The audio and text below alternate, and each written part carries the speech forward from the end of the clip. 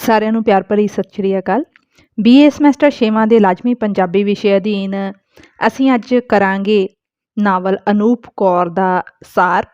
ਵੈਸੇ ਪੂਰਾ ਨਾਵਲ ਪੜ੍ਹਨ ਤੋਂ ਬਾਅਦ ਆਪਣੇ ਆਪ ਹੀ ਸਾਨੂੰ ਸਾਰ ਦਾ ਪਤਾ ਲੱਗ ਜਾਂਦਾ, ਪਰ ਹੁਣ ਸਮੇਂ ਨੂੰ ਦੇਖਦੇ ਹੋਏ ਅਸੀਂ ਸਾਰ ਕਰਾਂਗੇ। ਪਿੱਛੋਂ ਨਾਵਲ ਦੇ ਸਾਰੇ ਕਾਂਡਾਂ ਦੇ ਉੱਤੇ ਵੀਡੀਓ ਬਣਾ ਕੇ ਡਿਸਕ੍ਰਿਪਸ਼ਨ ਬਾਕਸ ਤੇ ਪਲੇਲਿਸਟ ਵਿੱਚ ਮੇਰੇ ਦੁਆਰਾ ਪਾ ਦਿੱਤੀ ਜਾਏਗੀ। ਮੈਂ ਤੁਹਾਨੂੰ ਸ਼ੁਰੂ ਦੇ ਵਿੱਚ ਹੀ ਦੱਸ ਦੇਵਾਂ ਕਿ ਇਹ ਜਿਹੜਾ ਨਾਵਲ ਹੈ ਗੁਰੂ ਗੋਬਿੰਦ ਸਿੰਘ ਜੀ ਦੇ ਨਾਲ ਸੰਬੰਧਿਤ ਹੈ। ਅਨੂਪ ਕੌਰ ਉਸ ਵੇਲੇ ਦਾ ਪਾਤਰ ਹੈ। ਸੋ ਉਸ ਵੇਲੇ ਭਾਰਤ ਦੇ ਵਿੱਚ ਮੁਗਲਾਂ ਦਾ ਰਾਜ ਰਿਹਾ ਅਤੇ ਪੰਜਾਬ ਦੇ ਵਿੱਚ ਤਿੰਨ ਐਸੇ ਪਾਤਰ ਹੈ ਜਿਹੜੇ ਤਾਕਤ ਦੇ ਵਿੱਚ ਸੀਗੇ। ਸਭ ਤੋਂ ਵੱਧ ਤਾਕਤਵਰ ਮਲੇਰਕੋਟਲੇ ਦਾ ਨਵਾਬ ਰਿਹਾ, ਜਿਹਦਾ ਨਾਮ ਹੈ ਸ਼ੇਰ ਮੁਹੰਮਦ ਖਾਂ। ਦੂਸਰਾ ਸੀਗਾ ਸਰਹੰਦ ਦਾ ਸੂਬੇਦਾਰ ਵਜ਼ੀਰ ਖਾਂ। ਫਿਰ ਤੀਸਰਾ ਸੀਗਾ ਲਾਹੌਰ ਦਾ ਸੂਬੇਦਾਰ ਮਹਾਬਤ ਖਾਂ। ਸੋ ਇਹਨਾਂ ਤਿੰਨਾਂ ਤਾਕਤਾਂ ਦੇ ਸਿੱਖਾਂ ਦੇ ਨਾਲ ਕੀ ਸੰਬੰਧ ਰਹੇ, ਔਰਤ ਬਾਰੇ ਉਹਨਾਂ ਦੀ ਕੀ ਸੋਚ ਹੈ, ਜਾਂ ਕਦੇ ਕੋਈ ਸੂਬੇਦਾਰ ਬਦਲਿਆ ਹੈ ਤਾਂ ਉਹਦੀ ਜਗ੍ਹਾ ਕੌਣ ਆਇਆ, ਉਹ ਵੀ ਅਸੀਂ ਕਰਾਂਗੇ। ਫਿਰ ਪਹਾੜੀ ਰਾਜੇ ਹੈ, ਉਹਨਾਂ ਦੇ ਗੁਰੂ ਗੋਬਿੰਦ ਸਿੰਘ ਜੀ ਦੇ ਨਾਲ ਕੀ ਸੰਬੰਧ ਰਹੇ, ਜਾਂ ਅਨੰਦਪੁਰ ਸਾਹਿਬ ਦੀ ਜਿਹੜੀ ਲੜਾਈਆਂ ਹੋਈਆਂ ਉਹਨਾਂ ਦੇ ਵਿੱਚ ਉਹਨਾਂ ਦਾ ਕੀ ਰੋਲ ਰਿਹਾ, ਅਤੇ ਅਨੂਪ ਕੌਰ ਕੌਣ ਸੀਗੀ, ਅਨੂਪ ਕੌਰ ਨੇ ਗੁਰੂ ਗੋਬਿੰਦ ਸਿੰਘ ਜੀ ਦੀਆਂ ਫੌਜਾਂ ਦੇ ਵਿੱਚ ਕੀ ਰੋਲ ਅਦਾ ਕੀਤਾ, ਸ਼ੇਰ ਮੁਹੰਮਦ ਖਾਨ ਦੇ ਹੱਥੋਂ ਕਿਵੇਂ ਆ ਜਾਂਦੀ ਹੈ, ਅਤੇ ਆਪਣੇ ਪੱਤ ਦੀ ਰਾਖੀ ਉਹ ਕਿਵੇਂ ਕਰਦੀ ਹੈ। ਇਹ ਸਾਰਾ ਕੁਛ ਆਪਾਂ ਸਾਰ ਦੇ ਵਿੱਚ ਕਰਨ ਵਾਲੇ ਹਾਂ। ਸਾਰ ਸ਼ੁਰੂ ਕਰਨ ਤੋਂ ਪਹਿਲਾਂ ਅਸੀਂ ਅਨੂਪ ਕੌਰ ਨਾਵਲ ਵਿਚਲੇ 18 ਕਾਂਡ ਦੇਖ ਲੈਂਦੇ ਹਾਂ ਕਿਹੜੇ ਕਿਹੜੇ ਆ। ਕਾਂਡ ਪਹਿਲਾ ਹੈ ਵਾਲ ਇੱਕ ਮੁੱਛ ਦਾ, ਦੂਸਰਾ ਹੈ ਲਾਹੌਰ, ਤੀਸਰਾ ਹੈ ਸਰਹਿੰਦ, ਚੌਥਾ ਹੈ ਪਾਲਕੀ, ਪੰਜਵਾਂ ਹੈ ਅਨੰਦਪੁਰ, ਛੇਵਾਂ ਹੈ ਤਿੱਕੜੀ, ਸੱਤਵਾਂ ਹੈ ਰੁੱਤ ਮਹਿੰਦੀ ਲਾਉਣ ਦੀ ਆਈ, ਕਾਂਡ 8ਵਾਂ ਹੈ ਨੀਲੀ ਹਵੇਲੀ, 9ਵਾਂ ਘੁੰਡ ਲਾਹੇ ਕਾਲੀਆਂ ਨੇ, ਕਾਂਡ 10ਵਾਂ ਧੂੜ ਤੇਰੇ ਚਰਨਾਂ ਦੀ, 11ਵਾਂ ਟੱਕਰ ਪੈਂਦੇ ਖਾਂ ਦੀ, 12ਵਾਂ ਸੱਖਣੇ ਹੱਥ ਭਰੀਆਂ ਹਵੇਲੀਆਂ, 13ਵਾਂ ਉਜੜੇ ਬਾਗਾਂ ਦੇ ਗਾਲੜ ਪਟਵਾਰੀ, 14ਵਾਂ ਨਿਸ਼ਚੈ ਕਰ ਆਪਣੀ ਜੀਤ ਕਰੋ, 15ਵਾਂ ਮਿੱਤਰ ਪਿਆਰੇ ਨੂੰ, 16ਵਾਂ ਹੱਥ ਨਾ ਲਾਈ ਕਸੁੰਬੜੇ, 17ਵਾਂ ਪ੍ਰੇਮ ਖੇਲਣ ਕਾ ਚਾਓ, 18ਵਾਂ ਲਹੂ ਨਿਚੜੀ ਲੋਥ। ਸੋ ਇਹਨਾਂ 18 ਕਾਂਡ ਬਾਰੇ ਹੀ ਸਾਰ ਦੇ ਵਿੱਚ ਗੱਲ ਕੀਤੀ ਜਾਂਦੀ ਹੈ। ਸ਼ੁਰੂ ਕਰਦੇ ਹਾਂ ਸਾਰ।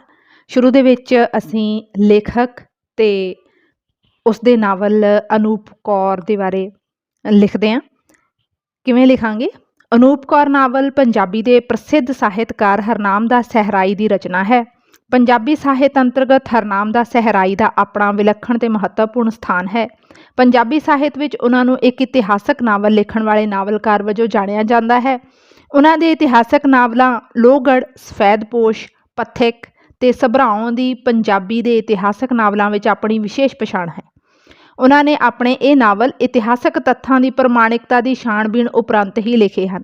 ਅਨੂਪ ਕੌਰ ਨਾਵਲ ਵਿੱਚ ਉਹਨਾਂ ਨੇ ਅਨੂਪ ਕੌਰ ਨਾਂ ਦੀ ਉਸ ਪਾਤਰ ਦੇ ਕਿਰਦਾਰ ਨੂੰ ਉਭਾਰਿਆ ਹੈ ਜਿਸ ਵਿੱਚੋਂ ਸ੍ਰੀ ਗੁਰੂ ਗੋਬਿੰਦ ਸਿੰਘ ਜੀ ਦੀ ਵਿਚਾਰਧਾਰਾ ਦੇ ਸਮੁੱਚੇ ਪੱਖਾਂ ਨੂੰ ਬਹੁਤ ਹੀ ਪ੍ਰਭਾਵਸ਼ਾਲੀ ਢੰਗ ਨਾਲ ਉਭਾਰਿਆ ਗਿਆ ਹੈ।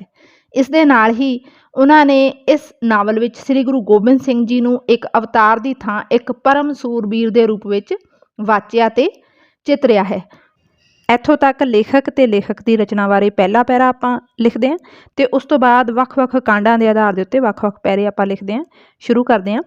ਉਸ ਸਮੇਂ ਦੀ ਗੱਲ ਹੈ ਜਦੋਂ ਮਲੇਰਕੋਟਲੇ ਦੇ ਨਵਾਬਾਂ ਤੋਂ ਉਹਨਾਂ ਦੀ ਤਾਕਤ ਕਾਰਨ ਸਰਹੰਦ ਦਾ ਸੂਬਾ ਵੀ ਡਰਦਾ ਸੀ। ਪਠਾਨ ਵੀ ਨਵਾਬਾਂ ਤੋਂ ਡਰਦਿਆਂ ਉਹਨਾਂ ਦਾ ਸਤਿਕਾਰ ਕਰਦੇ ਸਨ। ਮਹਾਬਤ ਖਾਂ, ਵਜ਼ੀਰ ਖਾਂ ਅਤੇ ਸ਼ੇਰ ਮੁਹੰਮਦ ਦੇ ਵਿਚਾਰ ਵੱਖ-ਵੱਖ ਸਨ, ਪਰ ਉਹ ਧਰਮਾਂ ਦੇ ਨਾਂ 'ਤੇ ਇਕੱਠੇ ਸਨ। ਮੁਗਲ ਅਤੇ ਪਠਾਨ ਸੋਹਣੀਆਂ ਔਰਤਾਂ ਦੇ ਸ਼ੌਕੀਨ ਸਨ। ਇਸੇ ਸਮੇਂ ਇੱਕ ਦਿਨ ਇੱਕ ਸਿੱਖ ਵੱਲੋਂ ਪਠਾਨ ਨਾਲ ਲੜਦਿਆਂ ਆਖਰ ਉਸ ਤੋਂ ਮੁੱਛ ਦਾ ਵਾਲ ਮੰਗਣ 'ਤੇ ਜਦੋਂ ਪਠਾਨ ਨੇ ਇਹ ਵਾਲ ਨਾ ਦਿੱਤਾ ਤਾਂ ਸਿੱਖ ਨੇ ਉਸ ਦੀ ਬਾਂਹ ਵੱਢ ਕੇ ਛੱਡ ਦਿੱਤਾ। ਅਖੀਰ ਉਹ ਪਠਾਨ ਸ਼ਰਮ ਦਾ ਮਾਰਿਆ ਆਤਮ ਹੱਤਿਆ ਕਰ ਗਿਆ। ਸ਼ੇਰ ਮੁਹੰਮਦ ਖਾਂ ਸਿੱਖਾਂ ਤੋਂ ਬਦਲਾ ਲੈਣ ਦੀ ਸੋਚਦਾ ਹੈ, ਪਰ ਉਸਦੇ ਸਾਥੀ ਆਖਦੇ ਹਨ ਕਿ ਸਿੱਖ ਆਪਣੀ ਬਹਾਦਰੀ ਸਦਕਾ ਪੰਜਾਬ ਦੇ ਮਾਲਕ ਬਣਨ ਹੀ ਵਾਲੇ ਹਨ। ਅਗਲਾ ਪੈਰਾ। ਮਹਾਬਤ ਖਾਂ ਲਾਹੌਰ ਆਇਆ ਤਾਂ ਮਹਿਫਲਾਂ ਲੱਗਣ ਲੱਗੀਆਂ। ਸੁੰਦਰ ਮੁਟਿਆਰਾਂ ਮਹਿਫਲਾਂ ਦਾ ਸ਼ਿੰਗਾਰ ਬਣਦੀਆਂ ਸਨ। ਹਰ ਕੋਈ ਵੱਡਾ ਛੋਟਾ ਇਹਨਾਂ ਹੁਸੀਨਾਂ ਦੇ ਨੇੜੇ ਹੋਣਾ ਚਾਹੁੰਦਾ ਸੀ। ਅਜਿਹੀ ਇੱਕ ਮਹਿਫਲ 'ਚ ਦਿਲਾਵਰ ਖਾਂ ਮਹਾਬਤ ਖਾਂ ਦੀਆਂ ਸਿਫਤਾਂ ਕਰਦਾ ਹੈ। ਗੁਲਨਾਰ ਮਹਿਫਲ 'ਚ ਰੰਗ ਭਰ ਰਹੀ ਹੁੰਦੀ ਹੈ। ਮਹਾਬਤ ਖਾਂ ਗੋਲਕੁੰਡੇ ਦੀਆਂ ਹੁਸੀਨਾਂ ਦੀ ਸਿਫਤ ਕਰਦਾ ਹੈ। ਦਿਲਾਵਰ ਖਾਂ ਜਦੋਂ ਅਨੰਦਪੁਰ ਦੀ ਹੁਸੀਨਾ ਦੀ ਗੱਲ ਕਰਦਾ ਹੈ ਤਾਂ ਮੁਹਾਬਤ ਖਾਂ ਉਸ ਨੂੰ ਛੇਤੀ ਹਰਮ 'ਚ ਲਿਆਉਣ ਲਈ ਆਖਦਾ ਹੈ। ਹੁਣ ਇਹ ਹੁਸੀਨਾ ਕੌਣ ਹੈ? ਅਨੂਪ ਕੌਰ। ਇਸ 'ਤੇ ਦਿਲਾਵਰ ਖਾਂ ਕਿਸੇ ਤਰਕੀਬ ਨਾਲ ਲਿਆਉਣ ਲਈ ਆਖਦਾ ਹੈ। ਅਗਲਾ ਪੈਰਾ, ਮੁਸਲਮਾਨ ਸਰਹੰਦ ਨੂੰ ਪੰਜਾਬ ਦਾ ਮੱਕਾ ਮਦੀਨਾ ਆਖਦੇ ਸਨ। ਇੱਥੇ ਬਹੁਤ ਹੀ ਸੁੰਦਰ ਮਕਬਰੇ ਸਨ। ਸਰਹੰਦ ਦਾ ਸੂਬੇਦਾਰ ਵਜ਼ੀਰ ਖਾਂ ਸੀ।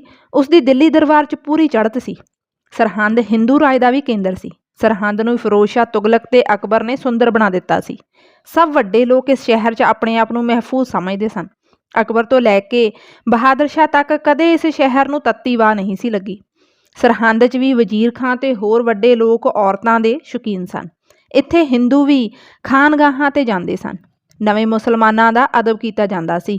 ਉਸ ਸਮੇਂ ਸੁੱਚਾ ਨੰਦ ਨੂੰ ਆਪਣਾ ਮਾਣ ਸੀ ਤੇ ਉਸ ਦੀ ਪੂਰੀ ਚੜ੍ਹਤ ਸੀ। ਅਗਲਾ ਪੈਰਾ, ਜਦੋਂ ਸਰਹੰਦ ਦੇ ਨਵਾਬ ਦੇ ਮੁੰਡੇ ਨੇ ਸੁੱਚਾ ਨੰਦ ਦੇ ਕੁਨਬੇ ਦੇ ਇੱਕ ਮੁੰਡੇ ਦੀ ਹੁਸੀਨ ਪਤਨੀ ਨੂੰ ਸੁਹਾਗ ਰਾਤ ਤੋਂ ਪਹਿਲਾਂ ਹੀ ਚੁੱਕ ਲਿਆ ਸੀ ਤੇ ਫਿਰ ਉਸ ਨੂੰ ਸੁੱਚਾ ਨੰਦ ਦੀ ਕਚਹਿਰੀ 'ਚ ਪੇਸ਼ ਹੋਣਾ ਪਿਆ, ਤਾਂ ਸੁੱਚਾ ਨੰਦ ਨੇ ਉਸ ਨੂੰ ਆਨੰਦਪੁਰ ਦੀ ਸਰਦਾਰਾਂ ਦੀ ਅਤੀ ਸੁੰਦਰ ਧੀ ਅਨੂਪ ਕੌਰ ਨੂੰ ਆਪਣੀ ਬਣਾਉਣ ਲਈ ਕਿਹਾ। ਵਜ਼ੀਰ ਖਾਂ ਦਾ ਇਹ ਮੁੰਡਾ ਸਾਰੀ ਰਾਤ ਅਨੂਪ ਕੌਰ ਦੇ ਹੀ ਸੁਪਨੇ ਲੈਂਦਾ ਰਿਹਾ। ਅਗਲਾ ਪੈਰਾ, ਕਹਿਲੂਰ ਦੇ ਰਾਜੇ ਭੀਮ ਚੰਦ ਦੀ ਸ੍ਰੀ ਗੁਰੂ ਗੋਬਿੰਦ ਸਿੰਘ ਜੀ ਦੇ ਨਾਲ ਮਿੱਤਰਤਾ ਵੀ ਸੀ ਤੇ ਅੰਦਰੋਂ ਈਰਖਾ ਵੀ ਰੱਖਦਾ ਸੀ, ਕਿਉਂਕਿ ਆਨੰਦਪੁਰ ਬਹੁਤ ਸਾਰੇ ਲੋਕ ਆਉਣ ਲੱਗੇ ਸਨ ਤੇ ਗੁਰੂ ਜੀ ਦਾ ਪ੍ਰਤਾਪ ਦਿਨੋਂ ਦਿਨ ਵੱਧ ਰਿਹਾ ਸੀ। ਉਹ ਸੋਚਦਾ ਸੀ ਕਿ ਆਨੰਦਪੁਰ ਮੈਨੂੰ ਵੀ ਖਤਮ ਕਰ ਦੇਵੇਗਾ। ਰਾਜਾ ਭੀਮ ਚੰਦ ਸ਼ਾਹੀ ਠਾਠ ਨਾਲ ਗੁਰੂ ਜੀ ਨੂੰ ਮਿਲਣ ਆਉਂਦਾ ਹੈ ਤਾਂ ਉਸ ਦਾ ਬਹੁਤ ਸਤਿਕਾਰ ਕੀਤਾ ਜਾਂਦਾ ਹੈ। ਇੱਥੇ ਮਾਮਾ ਕਿਰਪਾਲ ਚੰਦ ਰਾਜੇ ਭੀਮ ਚੰਦ ਤੇ ਨਾਲ ਪਰਮਾਨੰਦ ਦੀ ਪੂਰੀ ਆਓ ਭਗਤ ਕਰਦਾ ਹੈ। ਰਾਜਾ ਭੀਮ ਚੰਦ ਇੱਥੇ ਸ਼ਬਦ ਕੀਰਤਨ, ਲੰਗਰ, ਕਵੀ ਦਰਬਾਰ ਆਦਿ ਦੀ ਪਰੰਪਰਾ ਵੇਖਣ ਦੇ ਨਾਲ ਨਾਲ ਚਰਨ ਗੰਗਾ ਤੇ ਕਿਲ੍ਹਾ ਲੋਹਗੜ੍ਹ, ਹੌਲਗੜ੍ਹ, ਕੇਸਗੜ੍ਹ, ਫਤਿਹਗੜ੍ਹ ਤੇ ਆਨੰਦਪੁਰ ਵੇਖਦਾ ਹੈ।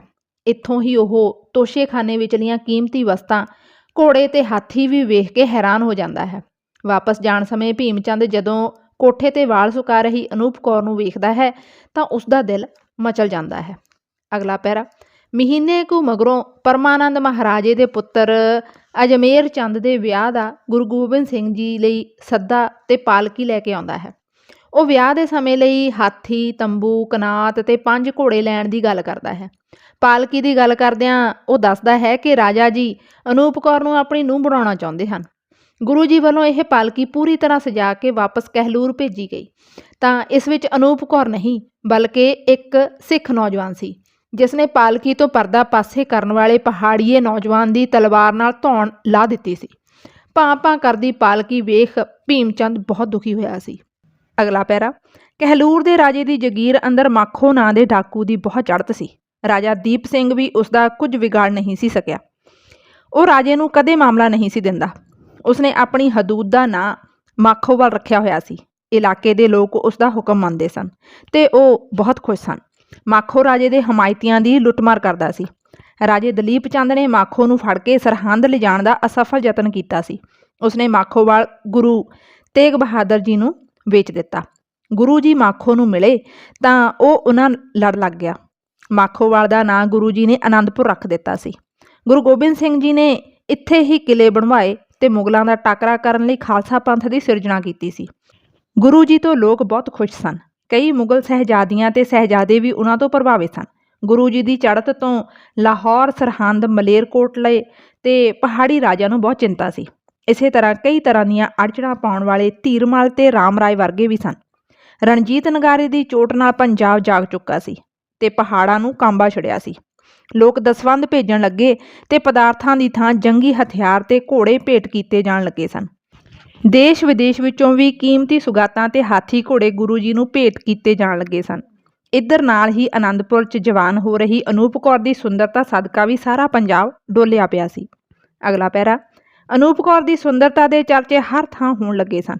ਉਸ ਨੂੰ ਹੀਰ, ਸੋਹਣੀ, ਸਾਹਿਬਾਂ ਤੇ 5 ਫੂਲਾਂ ਰਾਣੀ ਕਿਹਾ ਜਾਣ ਲੱਗਾ ਸੀ। ਸ਼ੇਰ ਮੁਹੰਮਦ ਖਾਂ ਦਾ ਜਵਾਨ ਪੁੱਤਰ ਵੀ ਅਨੂਪ ਕੌਰ ਨੂੰ ਆਪਣੀ ਬਣਾਉਣ ਲਈ ਕਾਲਾ ਸੀ। ਉਸਨੇ ਹੀ ਅੱਗੋਂ ਮਲੇਰਕੋਟਲੇ ਦਾ ਨਵਾਬ ਬਣਨਾ ਸੀ। ਉਹ ਸਰਹੰਦ ਗਿਆ ਤੇ ਵਜ਼ੀਰ ਖਾਂ ਦੇ ਮੁੰਡੇ ਅਤੇ ਕਹਿਲੂਰ ਦੇ ਰਾਜੇ ਦੇ ਪੁੱਤਰ ਰਾਮਚੰਦਰ ਨੂੰ ਨਾਲ ਲੈ ਕੇ ਆਨੰਦਪੁਰ ਪਹੁੰਚਦੇ ਹਨ। ਉਹ ਸਿੱਖਾਂ ਨੂੰ ਆਖਦੇ ਹਨ ਕਿ ਉਹ ਘੋੜਿਆਂ ਦੇ ਸੁਦਾਗਰ ਹਨ ਤੇ ਗੁਰੂ ਜੀ ਦੇ ਦਰਸ਼ਨ ਕਰਨ ਆਏ ਹਨ। ਉਹਨਾਂ ਗੁਰੂ ਜੀ ਨੂੰ 1500 ਮੋਹਰਾਂ 'ਚ ਘੋੜੇ ਵੇਚ ਦਿੱਤੇ ਸਨ। ਜਦੋਂ ਉਹ ਅਨੂਪ ਕੌਰ ਨੂੰ ਵੇਖਣ ਉਸਦੇ ਘਰ ਵੱਲ ਗਏ ਤਾਂ ਸਿੱਖਾਂ ਨੇ ਫੜ ਕੇ ਗੁਰੂ ਦਰਬਾਰ 'ਚ ਪੇਸ਼ ਕੀਤਾ। ਗਲਤੀ ਮੰਨ ਜਾਣ ਤੇ ਤਿੰਨਾਂ ਦੇ ਨਤੀਆਂ ਪਾ ਕੇ ਸ਼ਹਿਰੋਂ ਬਾਹਰ ਕੱਢ ਦਿੱਤਾ ਗਿਆ। ਅਗਲਾ ਪੈਰਾ, ਔਰੰਗਜ਼ੇਬ ਨੇ ਦੱਖਣ ਤੇ ਅੱਖ ਰੱਖੀ ਹੋਈ ਸੀ। ਮੁਹੱਬਤ ਖਾਂ ਉਸ ਦਾ ਖਾਸ ਬੰਦਾ ਸੀ। ਉਹ ਸਿਰੇ ਦਾ ਅਯਾਜ਼ ਸੀ। ਮੁਹੱਬਤ ਖਾਂ ਦਿਲਾਵਰ ਖਾਂ ਨੂੰ ਅਨੂਪ ਕੌਰ ਵਾਲੀ ਗੱਲ ਪੂਰੀ ਕਰਨ ਲਈ ਆਖਦਾ ਹੈ। ਜ਼ੁਲਫਕਾਰ ਅਲੀ ਸ਼ਹਿਨਸ਼ਾਹ ਦਾ ਦੱਖਣ 'ਚੋਂ ਇਹ ਫਰਮਾਨ ਲੈ ਕੇ ਆਇਆ ਸੀ ਕਿ ਦਿਨੋਂ ਦਿਨ ਚੜ੍ਹਤ 'ਚ ਜਾ ਰਹੇ ਗੁਰੂ ਜੀ ਨੂੰ ਕੁਚਲ ਦਿੱਤਾ ਜਾਵੇ। ਦਿਲਾਵਰ ਖਾਂ ਉਸ ਨੂੰ ਅਜਿਹਾ ਛੇਤੀ ਹੀ ਕਰ ਦੇਣ ਲਈ ਆਖਦਾ ਹੈ। ਅਗਲਾ ਪੈਰਾ। ਅਨੰਦਪੁਰ ਵਿੱਚ ਨੀਲੀ ਹਵੇਲੀ ਹੀ ਬਹੁਤ ਸੁੰਦਰ ਸੀ। ਹਵੇਲੀ ਦੇ ਵਸਨੀਕ ਗੁਰਮੁਖ ਸਿੰਘ ਦਾ ਗੁਰੂ ਘਰ ਨਾਲ ਪਿਆਰ ਸੀ। ਹਵੇਲੀ ਦੇ ਸਰਦਾਰਾਂ ਦੀ ਵੀ ਬਹੁਤ ਚੜ੍ਹਤ ਸੀ। ਉਹ ਤਲਵਾਰ ਦੇ ਧਨੀ ਸਨ। ਇਹਨਾਂ ਸਰਦਾਰਾਂ ਦਾ ਕੋਈ ਵਾਰਸ ਨਹੀਂ ਸੀ। ਅਨੂਪ ਕੌਰ ਉਹਨਾਂ ਦੀ ਧੀ ਸੀ, ਜਿਸ ਨੂੰ ਬਹੁਤ ਲਾਡਾਂ ਨਾਲ ਪਾਲਿਆ ਗਿਆ ਸੀ। ਉਸ ਦੀ ਸੁੰਦਰਤਾ ਦੀਆਂ ਹਰ ਥਾਂ ਗੱਲਾਂ ਹੁੰਦੀਆਂ ਸਨ। ਇਹ ਗੱਲਾਂ ਬੁਰਹਾਨਪੁਰ ਤੇ ਦੱਖਣ ਦੇ ਵਿਜਯੀ ਸ਼ਹਿਜ਼ਾਦਿਆਂ ਦੇ ਹਰਮਾਂ ਤੱਕ ਵੀ ਪਹੁੰਚ ਚੁੱਕੀਆਂ ਸਨ। ਪਰ ਅਨੂਪ ਕੌਰ ਨੇ ਤਾਂ ਬਹੁਤ ਦੇਰ ਤੋਂ ਘੋੜੇ ਵਾਲੇ ਨੂੰ ਦਿਲ 'ਚ ਵਸਾਇਆ ਹੋਇਆ ਸੀ। ਉਹ ਮਮਟੀ ਤੇ ਚੜ੍ਹ ਅਨੰਦਪੁਰ ਨੂੰ ਵੇਖਦੀ ਤਾਂ ਉਸ ਦਾ ਦਿਲ ਨਸ਼ਿਆ ਜਾਂਦਾ ਸੀ।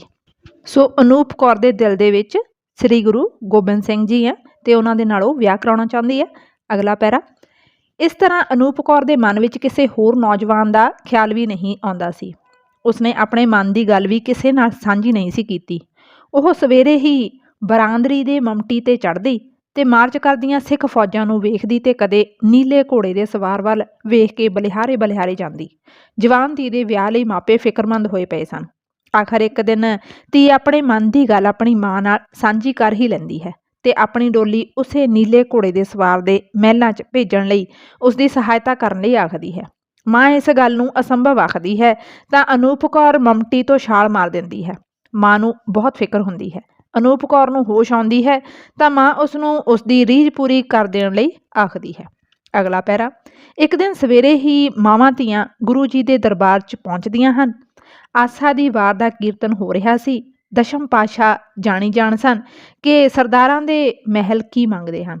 ਮਾਵਾਂ ਧੀਆਂ ਉਹਨਾਂ ਨੂੰ ਅੱਜ ਦਾ ਲੰਗਰ ਸੰਗਤ ਸਮੇਤ ਉਹਨਾਂ ਦੀ ਹਵੇਲੀ 'ਚ ਛਕਣ ਦੀ ਅਰਜ਼ੋਈ ਕਰਦੀਆਂ ਹਨ। ਗੁਰੂ ਪਾਤਸ਼ਾਹ ਇਹ ਗੱਲ ਮੰਨ ਜਾਂਦੇ ਹਨ। ਮਾਵਾਂ ਧੀਆਂ ਖੁਸ਼ੀ-ਖੁਸ਼ੀ ਘਰ ਆ ਜਾਂਦੀਆਂ ਹਨ। ਗੁਰੂ ਪਾਤਸ਼ਾਹ ਦੇ ਘਰ ਆਉਣ 'ਤੇ ਸਰਦਾਰਾਂ ਵੱਲੋਂ ਹਵੇਲੀ ਨੂੰ ਪੂਰੀ ਤਰ੍ਹਾਂ ਸਜਾਇਆ ਜਾਂਦਾ ਹੈ। ਹਵੇਲੀ 'ਚ ਸਾਰੀ ਸੰਗਤ ਪਹੁੰਚਦੀ ਹੈ। ਅਨੰਦਪੁਰ ਵਾਸੀ ਬਹੁਤ ਹੈਰਾਨ ਸਨ। ਗੁਰੂ ਜੀ ਵੀ ਸੰਗਤ 'ਚ ਬਿਰਾਜਮਾਨ ਸਨ। ਲੰਗਰ ਛਕਣ ਤੇ ਅਰਦਾਸ ਹੋਣ ਮਗਰੋਂ ਗੁਰੂ ਜੀ ਜਾਣ ਲੱਗਦੇ ਹਨ ਤਾਂ ਅਨੂਪ ਕੌਰ ਗੁਰੂ ਜੀ ਦੇ ਘੋੜੇ ਦੀ ਵਾਗ ਫੜ ਲੈਂਦੀ ਹੈ। ਗੁਰੂ ਜੀ ਸੰਗਤ ਨੂੰ ਜਾਣ ਲਈ ਆਖਦੇ ਹਨ ਤੇ ਗੁਰੂ ਜੀ ਉੱਥੇ ਹੀ ਰਹਿੰਦੇ ਹਨ। ਅਗਲਾ ਪੈਰਾ। ਅਨੂਪ ਕੌਰ ਗੁਰੂ ਜੀ ਨੂੰ ਸੁੰਦਰ ਕਮਰੇ 'ਚ ਲੈ ਜਾਂਦੀ ਹੈ ਤੇ ਤਿੱਖੜ ਦੁਪਹਿਰ ਇੱਥੇ ਹੀ ਕੱਟਣ ਲਈ ਆਖਦੀ ਹੈ।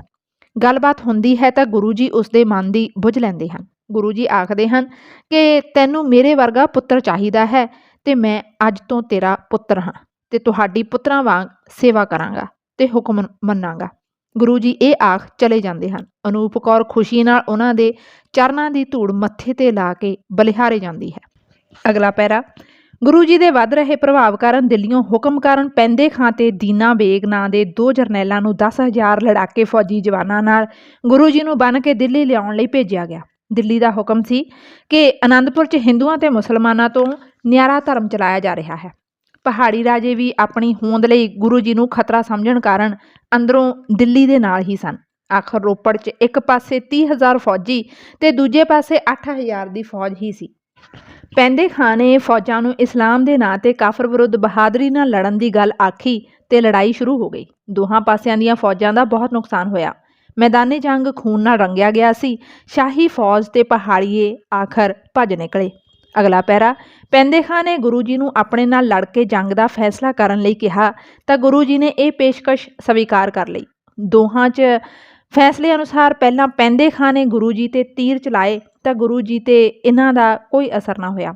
ਆਖਰ ਗੁਰੂ ਜੀ ਨੇ ਆਪਣਾ ਤੀਰ ਪੈਂਦੇ ਖਾਂ ਦੇ ਕੇਵਲ ਨੰਗੇ ਕੰਨ 'ਚ ਮਾਰਿਆ ਤੇ ਤੀਰ ਦੂਸਰੇ ਕੰਨ 'ਚੋਂ ਬਾਹਰ ਨਿਕਲ ਗਿਆ। ਪੈਂਦੇ ਖਾਂ ਮਾਰਿਆ ਗਿਆ ਸੀ। ਦੀਨਾ ਬੇਗ ਵੀ ਮਾਰਿਆ ਗਿਆ ਸੀ। ਇਸ ਲੜਾਈ ਕਾਰਨ ਸਰਹਿੰਦ, ਲਾਹੌਰ ਤੇ ਦਿੱਲੀ ਨੂੰ ਪਿੱਸੂ ਪੈ ਗਏ ਸਨ ਕਿਉਂਕਿ ਉਹਨਾਂ ਨੂੰ ਆਪਣੀਆਂ ਨੀਹਾਂ ਹਿਲਦੀਆਂ ਨਜ਼ਰ ਆ ਰਹੀਆਂ ਸਨ। ਅਗਲਾ ਪੈਰਾ। ਕੁਝ ਸਮੇਂ ਮਗਰੋਂ ਦਿੱਲੀ ਤੇ ਪੰਜਾਬ ਦਾ ਨਵਾਂ ਸੂਬੇਦਾਰ ਜ਼ਬਰਦਸਤ ਖਾਂ ਨੂੰ ਥਾਪ ਦਿੱਤਾ ਗਿਆ ਤੇ ਮੁਹੱਬਤ ਖਾਂ ਨੂੰ ਦਿੱਲੀ ਬੁਲਾ ਲਿਆ ਗਿਆ। ਅਖੀਰ ਲਾਹੌਰ ਦੇ ਹਾਕਮਾਂ ਤੇ ਸਰਹਿੰਦ ਵਾਲਿਆਂ ਨੇ ਵੱਡੀ ਤਿਆਰੀ ਕੀਤੀ। ਮਲੇਰਕੋਟਲੇ ਦੇ ਪਠਾਣਾਂ ਨੇ ਵੀ ਉਹਨਾਂ ਦਾ ਸਾਥ ਦਿੱਤਾ। ਸ਼ੇਰ ਮੁਹੰਮਦ ਖਾਂ ਅੱਗੇ ਤੇ ਮਲੇਰਕੋਟਲੇ ਵਾਲਿਆਂ ਦੀ ਧਾੜ ਪਿੱਛੇ ਸੀ। ਸ਼ੇਰ ਮੁਹੰਮਦ ਖਾਂ ਦੇ ਮਨ ਦਾ ਸੁਪਨਾ ਸੀ ਕਿ ਉਹ ਹੁਣ ਅਨੂਪ ਕੌਰ ਨੂੰ ਆਪਣੇ ਹਰਮ ਵਿੱਚ ਲੈ ਹੀ ਆਵੇਗਾ। ਆਖਰ ਆਨੰਦਪੁਰ ਨੂੰ ਘੇਰਾ ਪਾ ਕੇ ਖੂਹਾਂ ਵਿੱਚ ਜ਼ਹਿਰ ਸੁੱਟ ਦਿੱਤਾ ਗਿਆ। ਸਾਰੇ ਰਸਤੇ ਬੰਦ ਕਰ ਦਿੱਤੇ ਗਏ ਸਨ। ਏਲਚੀ ਗੁਰੂ ਜੀ ਕੋਲ ਗਿਆ ਕਿ ਮਹਾਬਲੀ ਔਰੰਗਜ਼ੇਬ ਦੀ ਫੌਜ ਨਾਲ ਮੁਕਾਬਲਾ ਨਾ ਕਰੋ ਤੇ ਈਨ ਮੰਨ ਕੇ ਸੱਚਾ ਦੀਨ ਕਬੂਲ ਕਰੋ। ਇਸ ਲਈ ਦੌਲਤਾਂ ਤੇ ਕੁਰਸੀ ਦੀ ਗੱਲ ਕੀਤੀ ਗਈ। ਏਲਚੀ ਮਸਾਂ ਜਾਨ ਬਚਾ ਕੇ ਨਿਕਲਿਆ ਸੀ। ਅਗਲਾ ਪੈਰਾ। ਆਨੰਦਪੁਰ ਦੇ ਕਿਲੇ ਮੁਗਲਾਂ ਦੀ ਪੇਸ਼ ਨਹੀਂ ਜਾਣ ਦੇ ਰਹੇ ਸਨ। ਮੁਗਲ ਜਰਨੈਲ ਸਮਝ ਗਏ ਸਨ ਕਿ ਅਜਿਹੀ ਸਥਿਤੀ 'ਚ ਇਸ ਨਾਲੋਂ 8 ਗੁਣਾ ਫੌਜ ਵੀ ਕੁਝ ਨਹੀਂ ਕਰ ਸਕੇਗੀ। ਮੁਗਲ ਸਿੱਖਾਂ ਨੂੰ ਕਿਲਿਆਂ 'ਚੋਂ ਬਾਹਰ ਕੱਢਣਾ ਚਾਹੁੰਦੇ ਸਨ। ਆਖਰ 2 ਏਲਚੀਆਂ ਨਾਲ ਹੋਈ ਗੱਲਬਾਤ 'ਚ ਗੁਰੂ ਜੀ ਨੂੰ ਸੁਰੱਖਿਅਤ ਰੱਖ ਕੇ ਆਨੰਦਪੁਰ ਛੱਡਣ ਲਈ ਕਿਹਾ ਗਿਆ। ਜ਼ਬਰਦਸਤ ਖਾਂ ਤੇ ਵਜ਼ੀਰ ਖਾਂ ਨੇ ਫੌਜਾਂ ਪਿੱਛੇ ਹਟਾ ਲਈਆਂ ਸਨ। ਗੁਰੂ ਜੀ ਨੇ 50 ਬਲਦਾਂ ਤੇ ਛੱਟਾਂ ਪਵਾ ਕੇ ਵਿੱਚ ਕੂੜਾ ਕਰਕਟ ਭਰ ਦਿੱਤਾ। 50 ਸਿੰਘ ਇਹਨਾਂ ਪਿੱਛੇ ਸਨ। ਬਲਦ ਜਦੋਂ ਫੌਜ ਕੋਲ ਪੁੱਜੇ ਤਾਂ ਉਹਨਾਂ ਛੱਟਾਂ ਲੁੱਟੀਆਂ ਤੇ ਵੇਖਿਆ ਕਿ ਇਹ ਤਾਂ ਕੂੜ ਕਬਾੜ ਹੈ। ਇਸ ਤੇ ਜ਼ਬਰਦਸਤ ਖਾਂ ਛਿੱਤਾ ਪੈ ਗਿਆ। ਜ਼ਬਰਦਸਤ ਖਾਂ ਤੇ ਵਜ਼ੀਰ ਖਾਂ ਤਖਤ ਪੋਸ਼ ਤੇ ਬੈਠ ਸ਼ਤਰੰਜ ਖੇਡਣ ਲੱਗੇ ਸਨ। ਗੁਰੂ ਜੀ ਨੇ ਤਖਤ ਦੇ ਪਾਵੇ 'ਚ ਤੀਰ ਮਾਰਿਆ ਤੇ ਤੀਰ ਨਾਲ ਰੁੱਕਾ ਸੀ ਜਿਸ ਵਿੱਚ ਗੁਰੂ ਜੀ ਨੇ ਖਰੀਆਂ ਲਿਖੀਆਂ ਸਨ। ਜ਼ਬਰਦਸਤ ਖਾਂ ਸਮਝਦਾ ਸੀ ਕਿ ਗਲਤ ਹੋ ਰਿਹਾ ਹੈ, ਪਰ ਉਹ ਮਜਬੂਰ ਸੀ। ਸ਼ੇਰ ਮੁਹੰਮਦ ਖਾਂ ਆਨੰਦਪੁਰ ਦੀ ਬਰਬਾਦੀ ਦੀ ਥਾਂ ਆਪਣੇ ਹਰਮ ਨੂੰ ਸਜਾਉਣ ਲਈ ਕਾਹਲਾ ਸੀ। ਉਹ ਜ਼ਬਰਦਸਤ ਖਾਂ ਨੂੰ ਕੀਮਤੀ ਸਮਾਨ, ਹਾਥੀ ਤੇ ਕੀਮਤੀ ਘੋੜੇ ਲੈ ਜਾਣ ਲਈ ਆਖਦਾ ਹੈ। ਇੰਜ ਉਹ ਆਪ ਕੇਵਲ ਅਨੂਪ ਕੌਰ ਨੂੰ ਲਿਜਾਉਣ ਦੀ ਗੱਲ ਕਰਦਾ ਹੈ। ਅਗਲਾ ਪੈਰਾ। ਫੌਜਾਂ ਨੇ 7 ਮਹੀਨੇ ਤੋਂ ਆਨੰਦਪੁਰ ਨੂੰ ਘੇਰਾ ਪਾਇਆ ਹੋਇਆ ਸੀ। ਸਿੰਘਾਂ ਦੇ ਲੰਗਰ ਵੀ ਖਤਮ ਹੋ ਚੁੱਕੇ ਸਨ ਤੇ ਹੁਣ ਤਾਂ ਦਰਖਤਾਂ ਦੀਆਂ ਛਿੱਲਾਂ ਖਾ ਕੇ ਗੁਜ਼ਾਰਾ ਕਰਨ ਦੀ ਨੌਬਤ ਆ ਗਈ ਸੀ। ਸਿੰਘਾਂ ਦੇ ਕਹਿਣ ਤੇ ਗੁਰੂ ਜੀ ਆਨੰਦਪੁਰ ਛੱਡਣ ਲਈ ਤਿਆਰ ਨਾ ਹੋਏ ਤਾਂ ਉਹਨਾਂ ਨੇ ਮਾਤਾ ਗੁਜਰੀ ਜੀ ਕੋਲ ਜਾ ਕੇ ਫਰਿਆਦ ਕੀਤੀ। ਮਾਤਾ ਦੇ ਹੁਕਮ ਤੇ ਗੁਰੂ ਜੀ ਨੇ ਫੁੱਲ ਚੜਾਏ ਤੇ ਸਾਜੋ ਸਮਾਨ ਚੁੱਕ ਕੇ ਆਨੰਦਪੁਰ ਖਾਲੀ ਕਰ ਦਿੱਤਾ ਗਿਆ। ਦੋਵੇਂ ਪਾਸੇ ਫੌਜਾਂ ਡਟੀਆਂ ਹੋਈਆਂ ਸਨ। ਗੁਰੂ ਜੀ ਆਪ ਅਜੇ ਆਨੰਦਪੁਰ ਵਿੱਚ ਹੀ ਸਨ। ਅਨੂਪ ਕੌਰ ਵੀ ਨਹੀਂ ਗਈ ਸੀ। ਗੁਰੂ ਜੀ ਨੇ ਇਸ ਬਾਰੇ ਪੁੱਛਿਆ ਤਾਂ ਉਸਨੇ ਕਿਹਾ ਕਿ ਮੈਂ ਤੁਹਾਨੂੰ ਛੱਡ ਕੇ ਕਿੱਦਾਂ ਜਾ ਸਕਦੀ ਹਾਂ।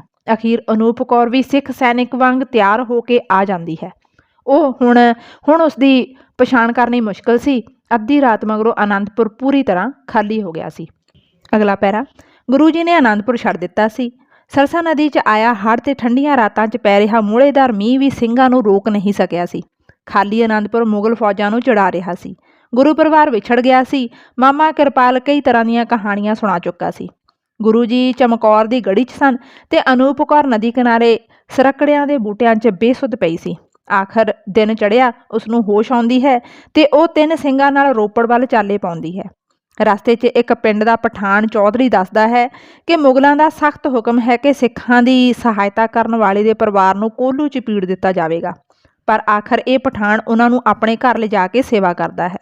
ਮਗਰੋਂ ਜਦੋਂ ਉਹ ਘਰੋਂ ਨਿਕਲਦੇ ਹਨ ਤਾਂ ਸਰਕੜੇ ਵਿੱਚ ਪਏ ਸ਼ਰਾਬੀ ਮੁਗਲਾਂ ਤੋਂ ਉਹਨਾਂ ਦੇ ਘੋੜੇ ਖੋਹ ਕੇ ਸਾਰੇ ਚਮਕੌਰ ਦੀ ਗੜੀ ਵੱਲ ਚਾਲੇ ਪਾ ਦਿੰਦੇ ਹਨ। ਇਸੇ ਸਮੇਂ ਚਮਕੌਰ ਦੀ ਗੜੀ ਦੇ ਚੌਗਿਰਦੇ ਵਿੱਚੋਂ ਯਾ ਅਲੀ, ਯਾ ਹੁਸੈਨ, ਅੱਲਾਹੂ ਅਕਬਰ, ਜੈ ਦੇਵਾ ਦੀਆਂ ਆਵਾਜ਼ਾਂ ਆ ਰਹੀਆਂ ਸਨ। ਅਗਲਾ ਪੈਰਾ। ਮੁਗਲਾਂ ਤੇ ਪਹਾੜੀ ਰਾਜਿਆਂ ਦੀਆਂ ਫੌਜਾਂ ਸ੍ਰੀ ਗੁਰੂ ਗੋਬਿੰਦ ਸਿੰਘ ਜੀ ਨੂੰ ਕੱਚੀ ਗੜੀ 'ਚੋਂ ਫੜਨਾ ਚਾਹੁੰਦੀਆਂ ਸਨ। ਦੂਸਰੇ ਪਾਸੇ ਗੁਰੂ ਜੀ ਇੰਜ ਈਨ ਮੰਨਣ ਵਾਲੇ ਨਹੀਂ ਸਨ। ਉਹਨਾਂ ਨੇ ਸਿੱਖਾਂ ਦੇ ਮਨਾਂ 'ਚੋਂ ਡਰ ਕੱਢ ਕੇ ਅਣਖ ਨਾਲ ਜਿਉਣਾ ਦੱਸਿਆ। ਮੁਗਲਾਂ ਦੇ ਜਰਨੈਲ ਗੁਰੂ ਜੀ ਨੂੰ ਫੜ ਕੇ ਦਿੱਲੀ ਦਰਬਾਰ 'ਚ ਪੇਸ਼ ਕਰਨ ਲਈ ਕਾਹਲੇ ਸਨ। ਕੱਚੀ ਗੜੀ ਵਿੱਚ ਕੇਵਲ 40 ਸਿੱਖ ਸਨ ਤੇ ਮੁਗਲ ਫੌਜਾਂ ਦੀ ਗਿਣਤੀ 10 ਲੱਖ ਸੀ।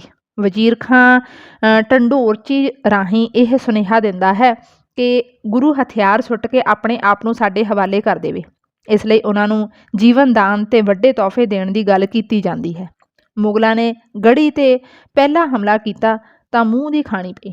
ਮਗਰੋਂ ਨਾਹਰ ਖਾਂ ਤੇ ਗੰਨੀ ਖਾਂ ਨਾਂ ਦੇ ਮੁਗਲ ਯੋਧਿਆਂ ਜਰਨੈਲਾਂ ਨੂੰ ਗੁਰੂ ਜੀ ਨੇ ਤੀਰਾਂ ਨਾਲ ਮਾਰ ਮੁਕਾਇਆ। ਮਗਰੋਂ ਸ਼ਾਮ ਸਮੇਂ ਸਿੱਖਾਂ ਦੇ ਜੱਥੇ ਵਾਰੀ-ਵਾਰੀ ਗੜੀ ਤੋਂ ਬਾਹਰ ਜਾ ਕੇ ਮੁਗਲ ਫੌਜੀਆਂ ਦੇ ਆਹੂ ਲਾਉਂਦਿਆਂ ਸ਼ਹੀਦ ਹੋ ਜਾਂਦੇ ਹਨ। ਇਸ ਉਪਰੰਤ ਗੁਰੂ ਜੀ ਆਪਣੇ ਸਾਹਿਬਜ਼ਾਦੇ ਅਜੀਤ ਸਿੰਘ ਨੂੰ ਮੈਦਾਨੇ ਜੰਗ 'ਚ ਇਹ ਕਹਿ ਕੇ ਭੇਜਦੇ ਹਨ, ਜਬ ਆਵ ਕੀ ਔਦ ਨਿਦਾਨ ਬਣੇ ਅਤਹੀ ਰਨ ਮੈਂ ਤਬ ਜੂਝ ਮਰੋ। ਸਾਹਿਬਜ਼ਾਦਾ ਅਜੀਤ ਸਿੰਘ ਵੀ ਸਾਥੀਆਂ ਸਮੇਤ ਬਹਾਦਰੀ ਦੇ ਜੌਹਰ ਵਿਖਾਉਂਦਾ ਸ਼ਹੀਦ ਹੋ ਜਾਂਦਾ ਹੈ। ਇਸ ਮਗਰੋਂ ਛੋਟਾ ਸਾਹਿਬਜ਼ਾਦਾ ਜੁਝਾਰ ਸਿੰਘ ਵੀ ਬੜੇ ਹੌਸਲੇ ਨਾਲ ਗੁਰੂ ਪਿਤਾ ਤੋਂ ਆਗਿਆ ਲੈ ਕੇ ਕੁਝ ਸਾਥੀਆਂ ਨਾਲ ਗੜੀ ਤੋਂ ਬਾਹਰ ਨਿਕਲ ਕੇ ਮੁਗਲਾਂ ਨਾਲ ਲੜਦਿਆਂ ਸ਼ਹੀਦ ਹੋ ਜਾਂਦਾ ਹੈ। ਵਜ਼ੀਰ ਖਾਂ ਰਾਤ ਪੈਣ ਤੋਂ ਪਹਿਲਾਂ ਮੋਰਚਾ ਜਿੱਤਣਾ ਚਾਹੁੰਦਾ ਸੀ। ਗੜੀ ਵਿੱਚ ਕੇਵਲ 11 ਸਿੱਖ ਹੀ ਰਹਿ ਗਏ ਸਨ, ਪਰ ਮੁਗਲਾਂ ਨੂੰ ਇਸ ਦਾ ਅੰਦਾਜ਼ਾ ਨਹੀਂ ਸੀ। ਅਗਲਾ ਪੈਰਾ। ਇਸ ਸਮੇਂ ਭਾਈ ਦਇਆ ਸਿੰਘ ਨੇ ਗੁਰੂ ਜੀ ਨੂੰ ਗੜੀ 'ਚੋਂ ਬਾਹਰ ਜਾਣ ਲਈ 5 ਪਿਆਰਿਆਂ ਦਾ ਫੈਸਲਾ ਸੁਣਾਇਆ। ਗੁਰੂ ਜੀ ਆਪਣੀ ਥਾਂ ਭਾਈ ਸੰਗਤ ਸਿੰਘ ਨੂੰ ਦੇ ਕੇ ਆਪ ਪੁਸ਼ਾਕ ਬਦਲ ਕੇ ਭਾਈ ਦਇਆ ਸਿੰਘ, ਧਰਮ ਸਿੰਘ ਤੇ ਮਨੀ ਸਿੰਘ ਨਾਲ ਗੜੀ 'ਚੋਂ ਬਾਹਰ ਨਿਕਲਦੇ ਹਨ। ਹਨੇਰੀ ਰਾਤ 'ਚ ਸਾਰੇ ਵਿਛੜ ਤਾਂ ਜਾਂਦੇ ਹਨ, ਪਰ ਪੀਰੇ ਹਿੰਦਮੇ ਰਵਦ ਦੀਆਂ ਆਵਾਜ਼ਾਂ 'ਚ ਗੁਰੂ ਜੀ ਫੌਜਾਂ ਦੀ ਛਾਉਣੀ 'ਚੋਂ ਬਾਹਰ ਨਿਕਲ ਜਾਂਦੇ ਹਨ। ਇਸ 'ਤੇ ਵਜ਼ੀਰ ਖਾਂ ਬਹੁਤ ਦੁਖੀ ਹੁੰਦਾ ਹੈ ਤੇ ਗੜੀ ਵਿਚਲੇ ਸਿੱਖਾਂ ਨੂੰ ਮਾਰ ਮੁਕਾਉਣ ਦਾ ਹੁਕਮ ਦਿੰਦਾ ਹੈ। ਅਗਲਾ ਪੈਰਾ। ਇਸੇ ਸਮੇਂ ਅਨੂਪ ਕੌਰ ਤੇ ਉਸਦਾ ਸਾਥੀ ਸਿੱਖ ਮਿੱਤਰ ਪਿਆਰੇ ਨੂੰ ਹਾਰ ਮੁਰੀਦਾਂ ਦਾ ਕਹਿਣਾ ਸ਼ਬਦ ਸੁਣਦੇ ਹਨ ਤਾਂ ਉਹਨਾਂ ਨੂੰ ਵਿਸ਼ਵਾਸ ਹੁੰਦਾ ਹੈ ਕਿ ਗੁਰੂ ਜੀ ਅਜੇ ਜਿਉਂਦੇ ਹਨ। ਨੂਰਾ ਨਾਂ ਦਾ ਕਾਮਾ ਪਿੰਡ ਦੇ ਕਾਜੀ ਤੇ ਸ਼ਾਹੂਕਾਰ ਦਾ ਵਾਗੀ ਸੀ। ਉਹ ਉਹਨਾਂ ਨੂੰ ਮੁਗਲ ਫੌਜਾਂ ਤੋਂ ਬਚ ਜਾਣ ਲਈ ਆਖਦਾ ਹੈ। ਗਸ਼ਤੀ ਫੌਜ ਦਾ ਅਫਸਰ ਨੂਰੇ ਕੋਲੋਂ ਇੱਥੇ ਸਿੱਖਾਂ ਦੇ ਆਉਣ ਬਾਰੇ ਪੁੱਛਦਾ ਹੈ ਤਾਂ ਨੂਰਾ ਕਹਿ ਦਿੰਦਾ ਹੈ ਕਿ ਹੁਣ ਸਿੱਖ ਕਿੱਥੇ ਹਨ। ਇਹ ਸੁਣ ਉਹ ਅਫਸਰ ਅੱਗੇ ਚਲਾ ਜਾਂਦਾ ਹੈ। ਫਿਰ ਆਵਾਜ਼ ਆਉਂਦੀ ਹੈ, ਯਾਰ ਰੜੇ ਦਾ ਸਾਨੂੰ ਸੱਥਰ ਚੰਗਾ, ਭੱਠ ਖੇੜਿਆਂ ਦਾ ਰਹਿਣਾ। ਨੂਰਾ ਹੀ ਅਨੂਪ ਕੌਰ ਤੇ ਉਸਦੇ ਸਾਥੀਆਂ ਨੂੰ ਦੱਸਦਾ ਹੈ ਕਿ ਗੜੀ ਵਿੱਚ ਗੁਰੂ ਜੀ ਦਾ ਕਤਲ ਨਹੀਂ ਕੀਤਾ ਗਿਆ ਸੀ, ਬਲਕਿ ਉਹ ਗੁਰੂ ਭੇਸ 'ਚ ਸੰਗਤ ਸਿੰਘ ਸੀ। ਉਹ ਗੁਰੂ ਜੀ ਦੇ ਖਿਦਰਾਣੇ ਦੀ ਢਾਬ ਤੇ ਪਹੁੰਚਣ ਬਾਰੇ ਦੱਸਦਾ ਹੈ। ਇੱਥੇ ਹੀ ਅਨੂਪ ਕੌਰ ਦੇ ਨਾਲ ਵਾਲਾ ਸਾਥੀ ਇੱਕ ਸੂਹੀਏ ਹੱਥੋਂ ਮਾਰਿਆ ਜਾਂਦਾ ਹੈ। ਹੁਣ ਅਨੂਪ ਕੌਰ ਇਕੱਲੀ ਰਹਿ ਜਾਂਦੀ ਹੈ। ਨੂਰਾ ਅਨੂਪ ਕੌਰ ਨੂੰ ਦੱਸਦਾ ਹੈ ਕਿ ਗੁਰੂ ਜੀ ਨਬੀ ਖਾਂ ਤੇ ਗਨੀ ਖਾਂ ਕੋਲ ਮਿਲਣਗੇ। ਅਗਲਾ ਪੈਰਾ।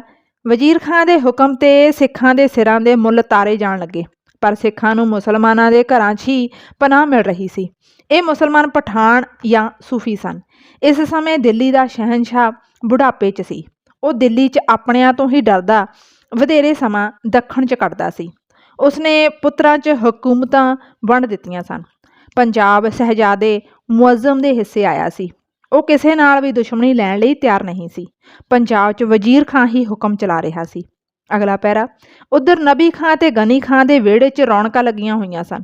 ਧਰਮ ਸਿੰਘ ਤੇ ਮਾਨ ਸਿੰਘ ਵੀ ਗੁਰੂ ਜੀ ਨਾਲ ਸਨ।